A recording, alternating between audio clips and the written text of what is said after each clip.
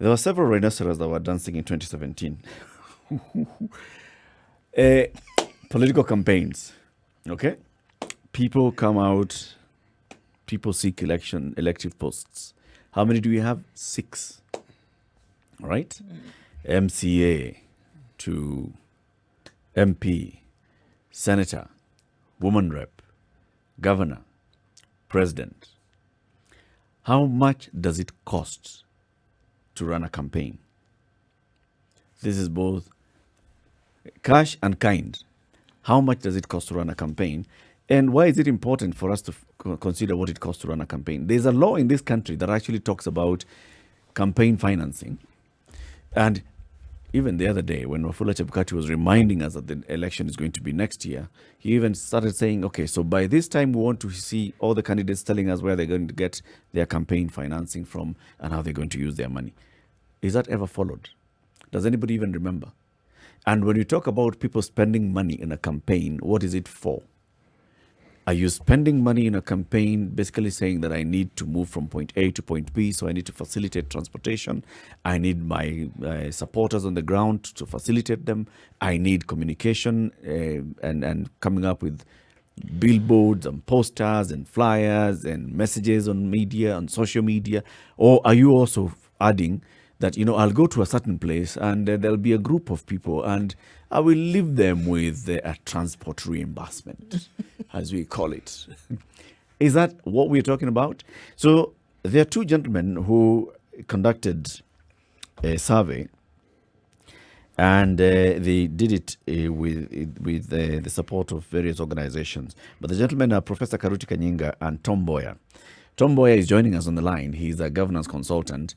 He'll tell us what exactly they found. But just as he comes on, so from the report, which is the cost of politics in Kenya, implications for political participation and development, the report already highlights how expensive it is to run a campaign in Kenya. For example, they say the Senate seat is the most expensive of all the posts to contest for. It costs an average of 35 million shillings to contest for this seat. 35 million shillings to campaign to be a senator. Per individual. Per individual. And they're 47 average. Million. All right? Now remember, a senator is going around an entire county seeking votes. Okay? The second most expensive is somebody else who's also going an entire county, and this is a woman rep. Woman rep, it costs an average of 28 million shillings. For those seeking to become members of parliament, that is the National Assembly, it's an average of 18 million shillings in a constituency, and MCA an average of 3 million shillings. Now, they did not survey the executive side, governor and president, and he'll tell us why. But as you can see, just wanting to be a senator, you must have 35 million shillings at least with you so you can secure that seat. Where on earth is this money coming from? Number 2, what does it mean? It means that for you to vie for this, you must have a heavy purse. What Kenyans refer to as deep pockets. Deep pockets. It must be Mr. Moneybags. Tom Mboya, good morning. Good morning. Thank you very much for joining us. Welcome to the Situation Room. Thank you very much. So, we'll talk about the amounts shortly. But first of all, tell us, why did you not survey how much it costs to run a presidential campaign and a gubernatorial campaign? Or did you? No, we did not. You're quite correct. And the reason for that is quite simple. This particular survey is part of a global survey that has been conducted by the Westminster Foundation for Democracy, who also supported this survey alongside the Netherlands Institute for Multi-Party Democracy and Mzalendo. So for comparative purposes, because in other countries and other jurisdictions, the survey was at the parliamentary level. In order to be able to compare data, we also restricted our survey here to the parliamentary level. So that's why we restricted ourselves to the seats in the Senate, the National Assembly, the Women's Rep, and also the representative assemblies at the county level, the county assembly. Mr. Mboya, can you go into a little some detail and explain how it is, what method you used, how you went about collecting and then collating this data? Yes, we did. What we did is that we targeted sitting members of parliament, and alongside sitting members of parliament, also the first runner-up, second runner-up, third runner-up, depending on who was available. So we did this around the country to ensure that we had a representative sample from around the country. And so when we were able to analyze the data that came back, we did have a very representative sample, and it was very useful that we were able to survey both sitting members of parliament as well as those who competed against them. When you because say... then what that does... Yes, go ahead, please. What that does is it gives us a very clear indication of to what extent was cost the driving factor in somebody's success at the ballot. What sort of sampling did you put into operation? Was it purposive? Was it random? It was largely random. Yes. And what was your sample size? The sample size was just over 300. Okay. Tom, why was it important to do this? And because a lot of people be asking the question now, okay, so all these figures are flying out at us. Why was it important for you to go into this research and say, let's find out how much is being spent? Okay. I think it's important for us to do this because, we talk about it a lot, and anecdotally, we know that politics is expensive. What we have never been able to do the research on until now is to figure out exactly how expensive is it, because this has implications on our political development, on our political discourse, and without actually having hard data in terms of what does it actually cost to be able to campaign for an elective seat, then it becomes this sort of random figure that is the preserve of only a few who have engaged in active politics. So for us, it was important that we do this so that this forms something of a baseline. It gives us a starting point so that we can begin to measure this against our own economic indicators in the country, our own performance as a country, and to begin a discourse and ask ourselves, is this acceptable? For us, it's not necessarily a question of just looking at the numbers and saying, oh my goodness, that's a lot of money. It is a lot of money, but democracy doesn't come cheap anywhere in the world. Sure. So it's important for us to analyze this within our own context. And not necessarily say that this is it's too much money, it's too little money, but it's rather what are the implications of this type of money being spent on elected politics. I think when we hear some of these numbers, 25 million shillings, 28 million shillings for a senator, 35 million shillings that a senator would use to campaign, right? Yeah. You're not even assured of the position. So the question then jumps out at you. Where is this money coming from? Because across board, this is what is being spent. Where is this money coming from? And unfortunately, at the same time, where conversations are being had about the poor state of the economy and the suffering that Kenyans are currently, or even were going through 5 years ago, because that's when we would say the last of this tranche of money was spent on an election. Even at that time, the economy was going through, a bit of a beating. So where is this money coming from? And I think it's just as important to be able to ask the question that are we then seeing because you said democracy is expensive wherever you look at it on the globe. But then we still do see some situations whereby even if the cost is quite high, the ripple effects or the benefits that you get thereafter in government can be clearly seen. In this case, so much money is being spent, and as soon as hours after an election and somebody is declared winner, Kenyans are still crying. So the question is, where is this money coming from, and why can't we see evidence of such in the economy in the country? Okay, you've asked two questions, and let me start with the first one. Where is this money coming from? We did probe that question, and we did ask our survey respondents where the money was coming from. It was an interesting challenge. Let me put it that way, because it is a very personal thing to ask somebody, where is your money coming from? Though, in the context of a public election campaign, I think it's a very fair question.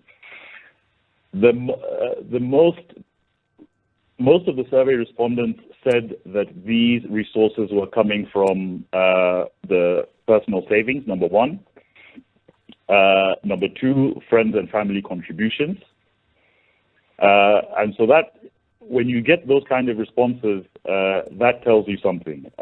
Number one, for me, if the primary source of these funds is personal savings, it tells us that our political class must be the best savers in Kenya, because to have these kinds of resources just sitting waiting for this point in the political cycle is a very fortunate position to be in. But not to be cynical, but on the other side, it also kind of tells you that I'm not really prepared to get into it and answer that question for you. But in the nature of a survey, we had to accept those responses, and also to be able to ensure that we can continue gathering the data. So those were the top two responses to that question of where are these resources coming from. Were there some outlying answers? For example, someone saying, I conducted a Harambee, or I went into a public financing mode where I did some crowdsourcing for finance. Yes. Those outliers were there. They were few and far between. But, it is encouraging that, yes, those outliers were there. There were people who were trying to be innovative. There were people who we interviewed who didn't look at resources as the be-all and end-all to running their political campaign, and had decided that they would adopt other means, including social media, including going door to door.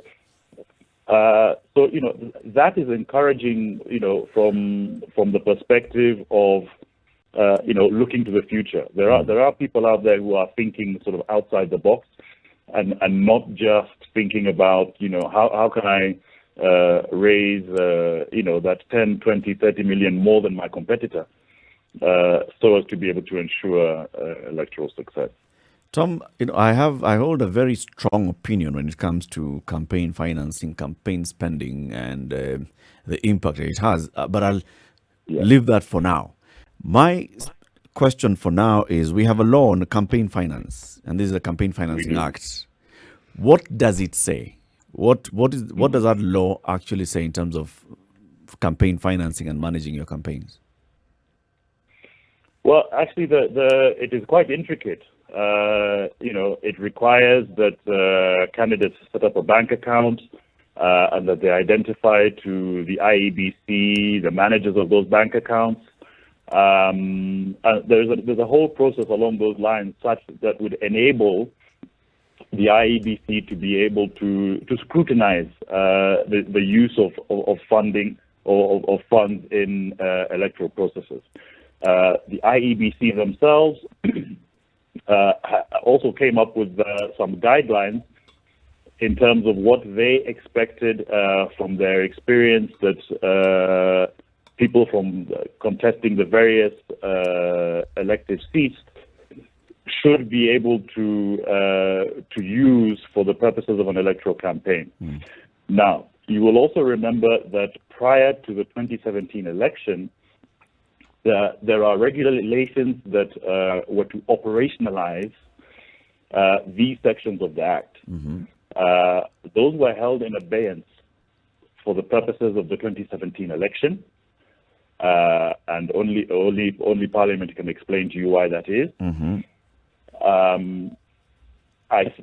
As far as I know, those regulations are still to be operationalized by Parliament, so that is something that we're waiting for in order to see, whether they will come into play for the purposes of the next general election in 2022. So the regulations are there, they do exist, but they're yet to be operationalized. So as it stands now, the law basically just says you can set up an account, you report to the IEBC and give them access or periodic reports on how you're drawing money and how even money is getting into the account. Is there anything specific that says, tell us the source of your campaign finance? Well, what it does say is it does identify, those sources that may be restricted. For example, funding from foreign sources, from illicit activities, that sort of thing. But there isn't any real requirement that, even though it does say that the IEBC, can actually ask about the sources of funding. But again, like I say, these regulations are yet to be operationalized. So 35 million shillings, for example, for a senator to campaign and win a senatorial seat, what is the money used for? The money is used for various things, but let me first clarify this 35 million shillings. For the purposes of the survey, we looked at the party primaries process, the election campaign, and for those who are successful, the time in office. So we did not factor in any expenditure that takes place prior to the party primaries. Like what's happening now, supporting a football tournament here and there. Exactly. And again, this was for comparative purposes because this is part of a global study. So we had to compare like with like. But what any politician in Kenya will tell you, and what I am sure you know, is that we have what we can call extended campaign periods where, and this is partly one of the drivers of the cost of politics is the sort of constant campaign politics, where one is elected to office, and because it's, of the high stakes involved, very soon after being elected to office, you're already looking to raising resources for the next electoral cycle. So just to clarify that figure is probably conservative, to be very honest, because it doesn't take into account anything that takes place prior to the party primaries. Okay. So what do they use it for then? Now look at it from the party primary to the election date. Okay, from the party primary to the election date, there are those, probably the nominal part of it is any fees that may be required for nomination fees at the party level, at the IEBC level, that sort of thing. The bulk of that money goes into mobilization, transport and logistics, publicity. Those are among the leading responses we got in the survey. But, I think that also the reality of it from all our survey respondents is the fact that in many parts of our country, politicians can't just show up and speak and campaign and leave. They have to. I heard you talking earlier about the transport reimbursement. We had survey respondents who told us the one anecdote I'll never forget is that he told us voters are ruthless. there are places in this country you will not even begin to be able to speak in a campaign setting before the voters have been given something, or at least before they know that there is something there that is going to be left for them. So we also must face the reality that the voter here is part of the problem. The voter here is also driving the cost of politics. We can look at it and say all that we wish to say about politics and politicians, but the voter is also a part of the problem here. Is it necessary? Okay, so again, here I am with two questions. Is this cost is this cost necessary? And then do you think, because clearly you did the research and you're looking at the science and the analytics of it, but there's a subjective part of it where you have to look at, the reasons as to why these things are happening. Is it possible to wean the Kenyan voter off of this, dependence on having to get something? Because a lot of people will say, well, I might as well get it now, because once they get into office, they're going to be working for themselves to get back this money that they've spent. They'll disappear. Yeah, they'll disappear. So let me get it now, because I'm never going to see them again. Neither am I ever going to reap the benefits of their time in this position. So is all this a cost? Absolutely necessary. This 35 million, I'm just going to stick on that because that's stuck in my mind. Is it necessary to use that amount? And is it possible to reduce this by weaning the Kenyan voter off this dependence on getting the what you can? Yeah. Is it necessary to use this amount in our current political context? If you want to win, yes, it is, because if you don't, your competitor will. Simple. And that's the very unfortunate reality that we're living in. But that's also one of the reasons why a survey like this that we have conducted is important, because it gives us an opportunity to look at what we were talking about earlier with regards to campaign finance. We need to have a very serious look at our campaign finance infrastructure, so that we make sure that campaigns for elective seats are conducted within certain parameters. And we've already started that journey. So, I don't think we should be too discouraged, but I think that there is need to, obviously operationalize regulations that are still sitting in abeyance. But also, this is not a one-off discussion. This is something that we need to look at continuously. This is something for which we need to conduct very serious and continuous civic education, so that the voter is aware, for example, that my local MCA is entitled to use X amount during his campaign. And leading into your next question, what can we do to wean the voter off this?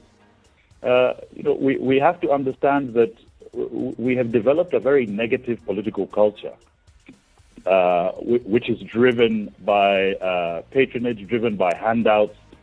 And so, we have actually in place at the national government level and at the county level government various funds that deal with development issues, that deal with social issues. So, one of the findings of this report is that, the voter is going to the member of parliament for these things, yet there are actually existing funds to cater for some of this development that voters are looking for, some of these social issues that they're looking to address. These are not things that should necessarily come out of the member of parliament or the elected official's pocket. And so if there is greater civic education about these things, so that the voter goes to these public institutions looking for this development, looking for these public projects, rather than the member of parliament, then you can actually bring down the cost of politics in that way. In the room is Eric Latif Nduoko, CT Muga. Joining us on the line is governance consultant Tom Mboya. They did the report, Cost of Politics in Kenya, Implications for Participation and Development. And what does it cost for one to win an elective post in this country? Hefty amounts of money, 35 million shillings for senator, 22 million shillings for woman rep, 18 million shillings for MP, 3 million shillings for an MCA. And these are just, we're talking about the average for a winning candidate. Main findings on this is, one, the more you spend, the higher your chances of, it's like a lottery. Right, winning. Like participating in those. The more chances, the more you spend, the higher your chances of winning. But that is not all. If you also affiliate yourself with a dominant political party in a region, then you also stand a higher chance. They found that there are people who had spent a lot more, but they lost because of party. Then gender. They also found out that despite spending a lot more sometimes in a campaign, women candidates were not being elected. And there are very many reasons to this. A thought crossed your mind, Ndu? That, we're saying that the outcome is that this money has been spent by the individuals who won. It's been spent by the individuals who also campaigned. It's everybody. It's everybody. In fact, I want to tell you, open your calculator. Let's just do this math. Okay, here we go. Calculator is out? Oui. Let me know. What? 35.5 plus 22.8 plus 18.2 plus 3.1. All right? So on average, that is how much is being spent in a county. 79.6. If you're in a village, you belong to a ward, you belong to a constituency, you belong to the county. Right. 70? 9.6. Times, let's say, times 5. Times 5. 398. Let's just say, Tom, and you can correct me, that around 300 million shillings is swimming in your area during campaign period. Is that correct, Just being Tom? tossed about? I want to suggest that it's significantly more than that. Significantly more. How significant? Let me tell you why. What you have just talked about there is one candidate. Maybe, for example, let's assume that is even the winning candidate. Yep. He was not competing by himself. Yep. So there are others who have spent maybe similar amounts. There are those who, maybe were speculators. They didn't spend quite so much. But there are those who even spent more, because we came across numerous instances of people who spent significantly more than the average, but were not elected. Yep. So actually, throughout the course of this research, one of the things that Professor Kanyinga and I have said is that one of the most interesting follow-ups to a research such as this might be to examine what is the economic effect in a specific location of this kind of money being poured into a location, a constituency, in an award, or even a county.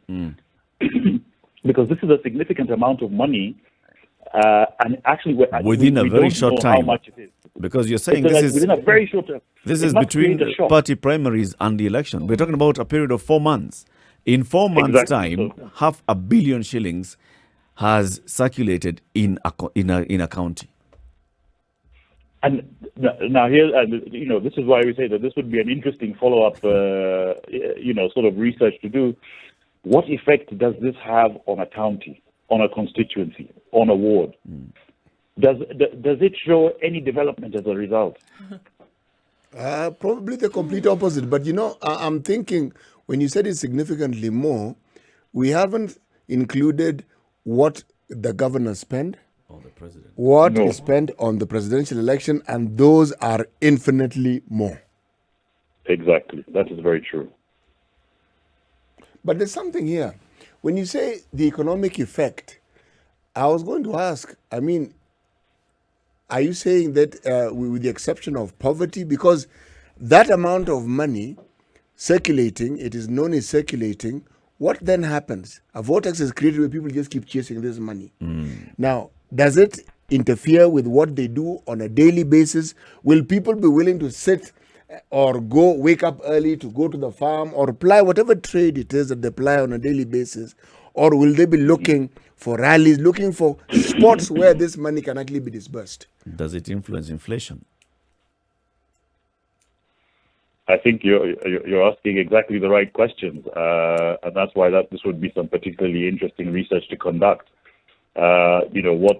What we do know from the survey that we conducted is that the way that, like I said before, we have created a political culture where voters demand things, development, individual support, whatever it may be, from prospective elective candidates. And so what it means is that on a regular basis, these prospective candidates are pouring, significant amounts. Even if you don't look at the party primaries period, even before that, we know how our politics works. These guys, even if you're, for example, living in Nairobi, you're spending at least a couple of weekends or whatever it is in the location in which you wish to contest, and you're spending money at that time. Yep. You see, so even over the 5-year electoral cycle, there is some money that is being injected into the local economy. You see, and what beneficial purpose, what benefits are the majority of the people in a particular constituency, for example? What benefit do the residents there accrue? Or is it, as people call it, the politics of the stomach? Is it just that I get something small in my pocket and that's where it ends?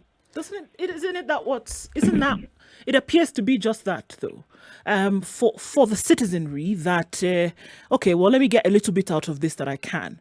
But it also does seem the same way for the competitors, that this is not really about governance and development for the country, but that it's about business. So let me get this amount of money, let me invest it here, and then I spend the next 5 years trying to recoup it.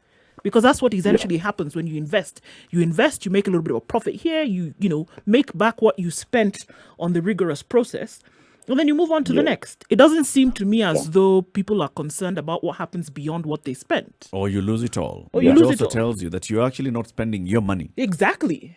It's not your money that's being spent here. But I'm actually concerned. Does it actually trickle down to a degree that would make a significant impact in the economy? That's the thing I was also thinking about, CT. Yes. Yeah. Because practically speaking, how many people actually receive handouts in a constituency from candidates? That will make a significant impact on their lives. Yes. They may be given money, and the idea is for them to sort of like percolate it and let it sort of like trickle down. But does it really actually genuinely trickle down as it ought to? Well, I mean, on that question, I can only speculate. I mean, please speculate. That maybe okay. If you will allow me to speculate, yes. Then I think you're probably right. I would suspect that it probably doesn't have a tremendous amount of meaningful effect for a constituency, for example. It is not everybody who will take their time to go to wherever some public meeting is being held, so that they can benefit from whatever a politician is leaving behind. It is actually, a small minority of people who will do so. And interestingly, you will find that, regardless of which politician it is, the crowd may be much the same. Let's not deceive ourselves that if it is politician X, the crowd is these people. If it is politician Y, the crowd is these other ones. Quite often, it will be the same sorts of groups of people. Yeah.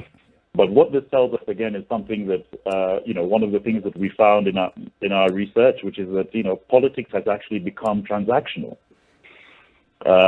It is not about community service.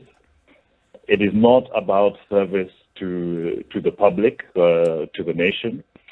It has become transactional in the sense that I know that I must spend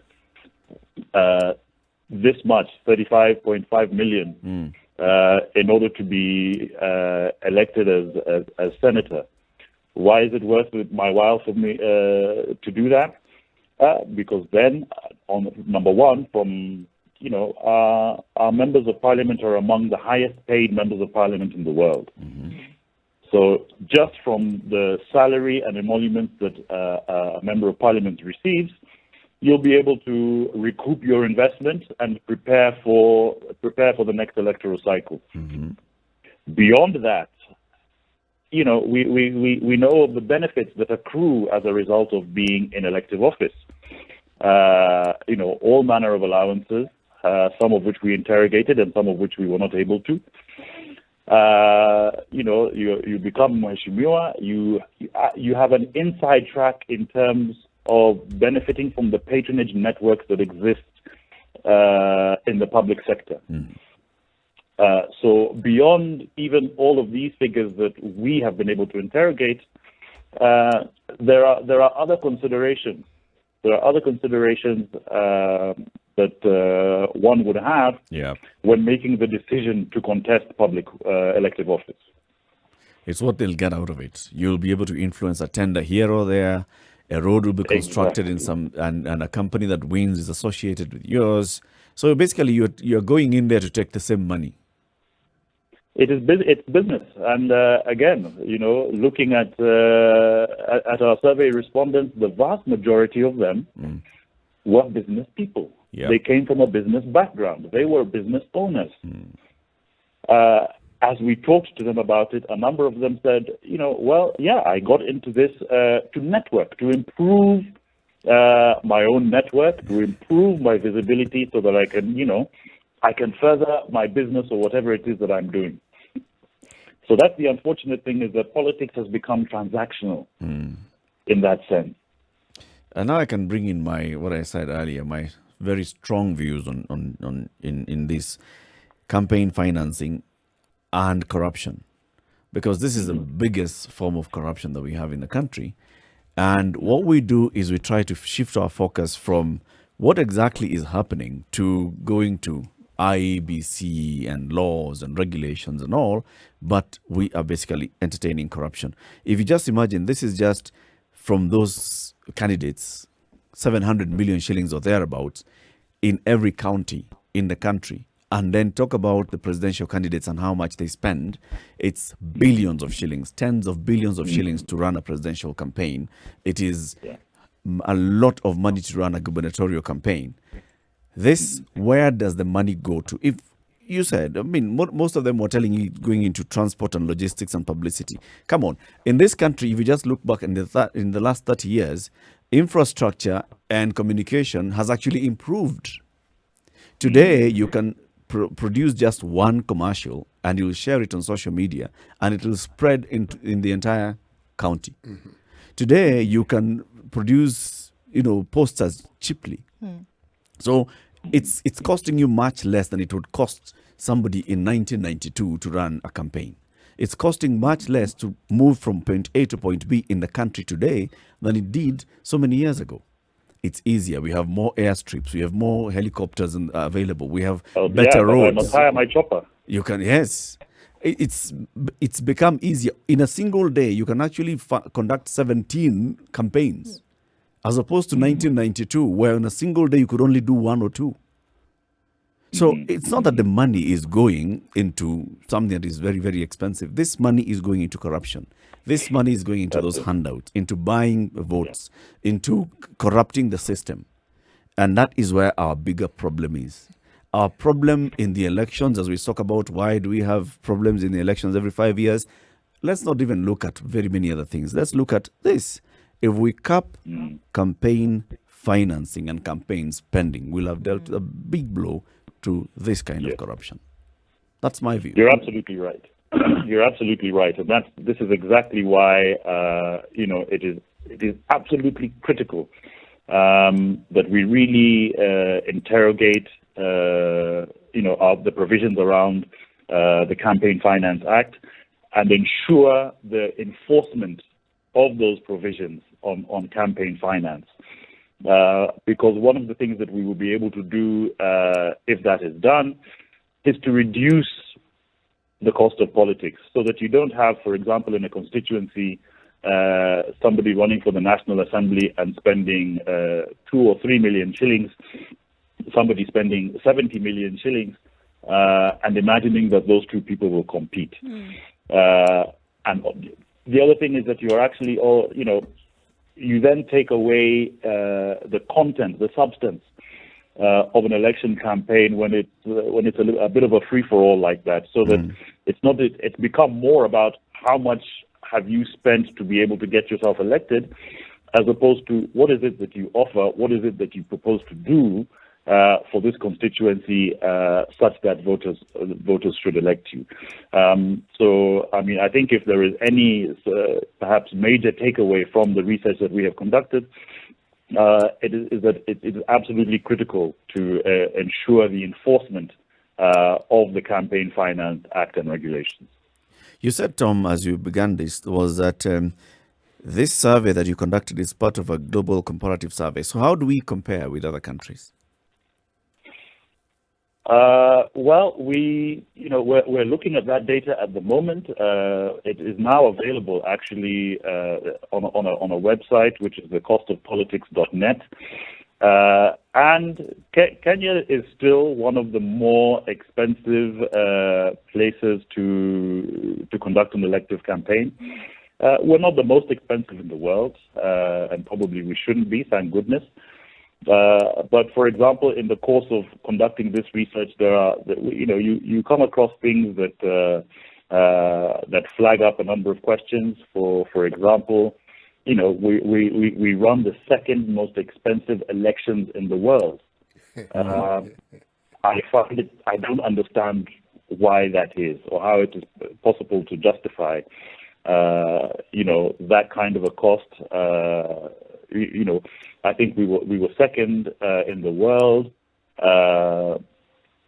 which is, there must be a reason for this, and it's not something that is easily discernible. So these are some of the questions that are flagged in the course of conducting research like this. So when you can start considering, well, okay, we can make these, we can implement these measures to reduce the cost of politics, but I think at the public and at the executive level, there are also other reforms that need to take place.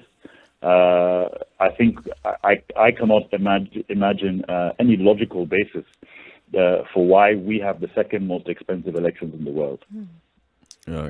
Neither can we.